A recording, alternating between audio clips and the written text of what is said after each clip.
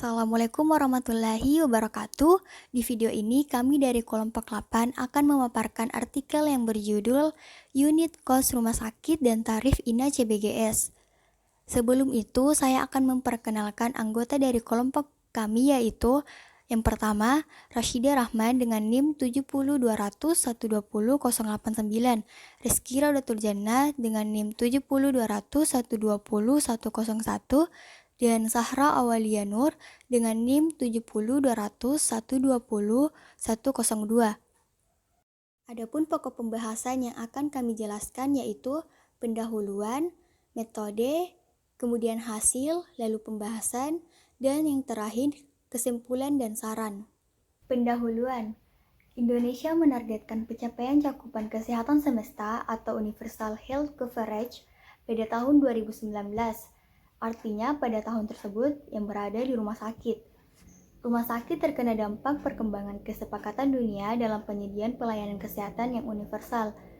Dalam sistem pembiayaan kesehatan di rumah sakit, Indonesia mengembangkan sistem cash mix pada tahun 2006 dengan nama INA-DRG atau biasa disebut dengan Indonesia Diagnosis Relate Group. Implementasi pembayaran di rumah sakit dengan INA-DRG ini dimulai pada tanggal 1 September 2008 dan 15 rumah sakit yang vertikal. Pada September 2010 dilakukan perubahan nomenklatur dari INA-DRG menjadi INA-CBG atau disebut dengan Indonesia Cash Based Group. Yang seiring dengan perubahan grup dari 3M Grouper ke UNU atau Unit Nation University Group. Tarif Indonesia Cash Based Group atau INA-CBGS ini bagi rumah sakit diterapkan sesuai Peraturan Menteri Kesehatan Nomor 59 pada tahun 2014. Metode dan hasil penelitian. Yang pertama, metode penelitian. Metode penelitian ini menggunakan metode unit cost atau UC yang dihitung dengan metode step down, mempertimbangkan biaya investasi atau full cost dan tanpa investasi atau direct cost. Perhitungan ini dikelompokkan menjadi biaya overhead, intermediate, dan final. Biaya ini didistribusikan biaya overhead ke biaya intermediate. Selanjutnya, biaya tersebut didistribusikan ke biaya final. Selanjutnya, hasil penelitian. Hasil perhitungan unit cost penelitian dari penelitian ini diuraikan per kelas rumah sakit A, B, dan C bersama dengan pembahasan untuk memudahkan saat disandingkan dengan tarif INA CBGS pada tahun 2016. Penyampaian hasil dan pembahasan ini dilakukan menurut tujuan penelitian, yaitu terkait unit cost pelayanan rawat inap dan perawatan rawat jalan. Baik, langsung saja pembahasan.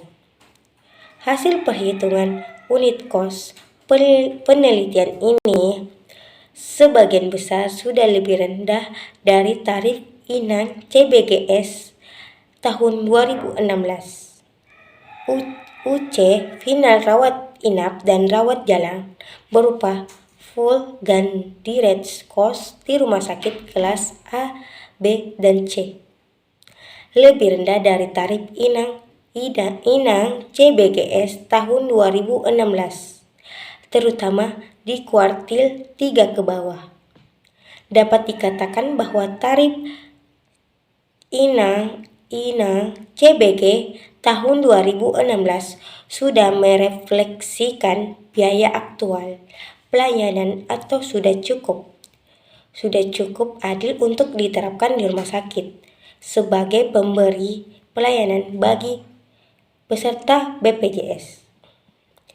Perubahan tarif yang dilakukan oleh pemerintah adalah dalam rangka memberikan pembayaran yang adil kepada rumah sakit sesuai pelayanan yang telah diberikan.